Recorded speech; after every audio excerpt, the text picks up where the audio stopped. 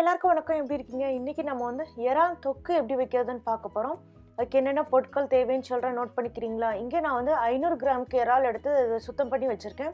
அது எப்படி க்ளீன் பண்ணுறது வீடியோ ஏற்கனவே போட்டிருக்கேன். நான் லிங்க் அட்டாச் பண்ணுறேன், பார்த்துக்குறேங்க. ஒரு பெரிய வெங்காயம் வெட்டி வச்சுருக்கேன், ஒரு பெரிய சைஸ் தக்காளி வெட்டி வச்சுருக்கேன், 3 பல் வெள்ளைப்பூடு, ஒரு சின்ன சைஸ் இஞ்சி, கொஞ்சம் கருவேப்பிலை, ஒரு 5லேருந்து 6 காஞ்ச மிளகாய், 1 டேபிள் ஸ்பூனுக்கு கொத்தமல்லி, 1 டீஸ்பூனுக்கு சீரகம், 1/2 டீஸ்பூனுக்கு மிளகு, அப்புறம் கடுகு உளுந்தம்பருப்பு, உப்பு தேவையான அளவு, அப்புறம் 1/2 டீஸ்பூனுக்கு மஞ்சள் தூள். அப்புறம் நாம் இதுக்கு வந்து நல்லெண்ணெய் தான் சேர்க்க போகிறோம். ஒரு 3லேருந்து 4 டீஸ்பூனுக்கு நல்லெண்ணெய் எடுத்துக்கலாம்.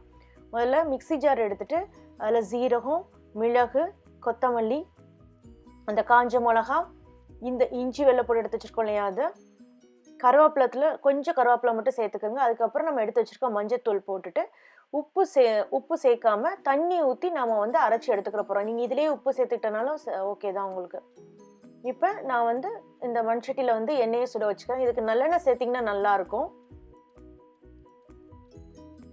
இதில் கடுகு உளுந்தம்பருப்பை போட்டு வெடிக்க விட்டுட்டு அதுக்கப்புறம் எடுத்து வச்சுருக்க கருவேப்பிலையும் சேர்த்து நல்லா கண்ணாடி ஆகிற வரை வதக்குங்க. வெங்காயத்தையும் சேர்த்து அதில் நல்லா கண்ணாடி ஆகிற வரை வதக்குங்க. அதுக்கப்புறம் கருவேப்பிலை சேர்க்கலாம். கருவேப்பிலை எண்ணெயிலே நீங்கள் முதலே சேர்த்துட்டீங்க, கடுகு உளுந்தம்பருப்பு போடனா அது வெடித்து எண்ணெயெல்லாம் வெளியே வந்துடும். அதனால் தக்காளி சேர்க்கும் போது கருவேப்பிலையை சேர்த்துக்கிட்டா நல்லாயிருக்கும். உப்பு சேர்த்துக்கிட்டிங்கன்னா கொஞ்சம் சீக்கிரமாகவே வதங்கிடும். இப்போ இதில் நம்ம அரைச்சி வச்சுருக்க மசாலையை சேர்த்துக்கலாம். அதில் ஜாரில் கொஞ்சம் தண்ணி ஊற்றி அதையும் நான் சேர்த்துட்டு இதில் இந்த பச்சை வாசனை போகிற வரைக்கும் நாம் வந்து இதை வந்து கொதிக்க விட போகிறோம்.